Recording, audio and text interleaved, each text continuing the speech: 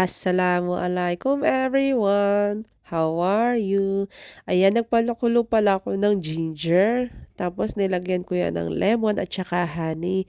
Kasi sabi ng aking pinakamamahal na asawa ay masama daw ang kanyang pakiramdam.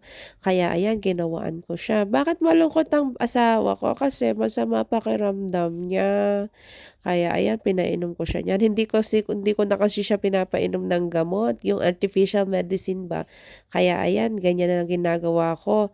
Natural. Ano yan? Olive oil at saka cayenne pepper. Kasi mukhang malamig yung paa niya. Nilagyan ko siya niyan.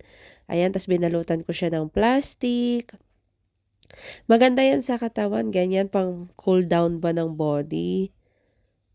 Ay, pang painit ng body yan. Tapos ayan, dalawa nilagay ko dyan. Tapos minedyasan ko na rin yan. Yun lang, salamualaikum, jazakallah. Follow mo naman ako. Bye-bye!